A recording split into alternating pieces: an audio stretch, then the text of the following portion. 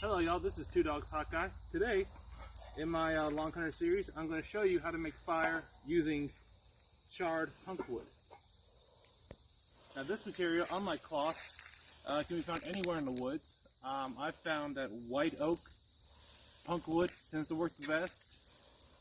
It ignites easily, but it doesn't burn out as fast as, say, charred willow or something you get more towards the west. But to use this, it's as simple.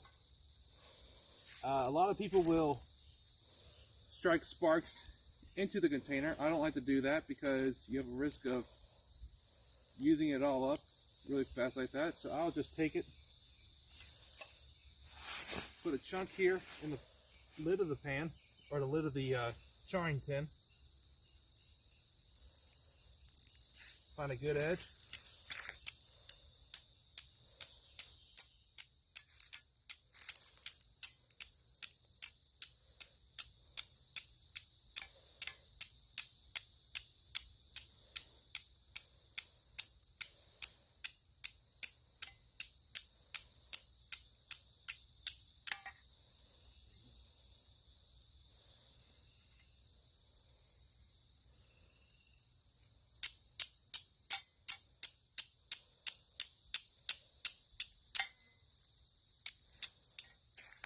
There we go. You see, it's now coal.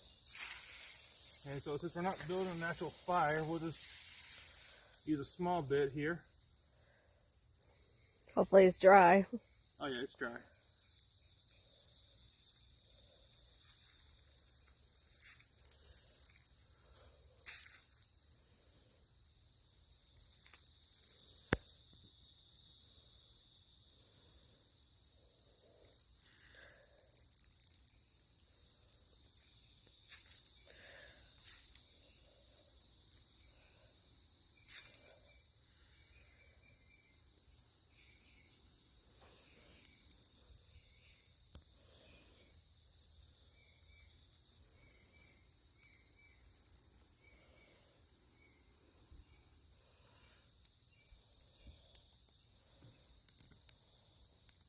There we go.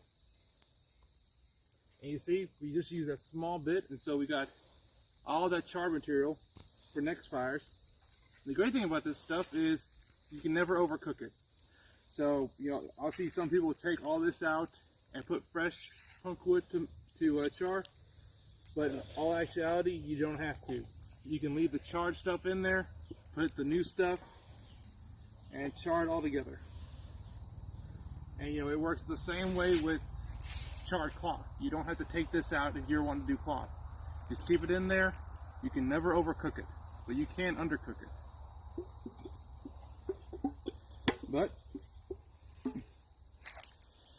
this is about as simple as you can get. I do carry charcloth in a separate container for particularly bad areas.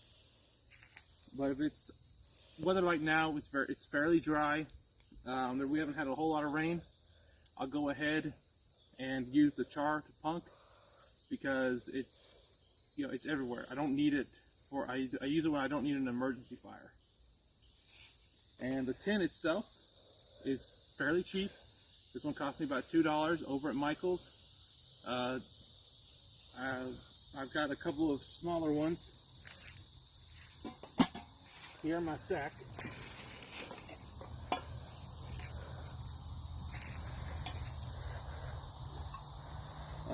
Well, that's my fishing kit, but it's not done yet. Here it is.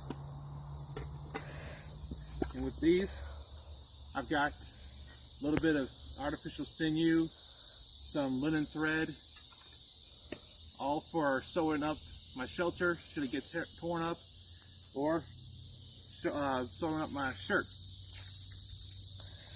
I'll do a later video showing what all I have in my pack. If that's what y'all want, I'd be more than happy to show y'all not what you should carry, but what I carry based on my experience. But that's everything. And But as you all know, like a smart long hunter, after this fire is completely out, we'll cover it back up and make it look like we're not even here. Because the last thing you want is to give a sign to hostile Indians where you've been and what direction you're traveling. Until then, keep your powder dry, keep your knife sharp, and keep your flintlock tuned. God bless y'all.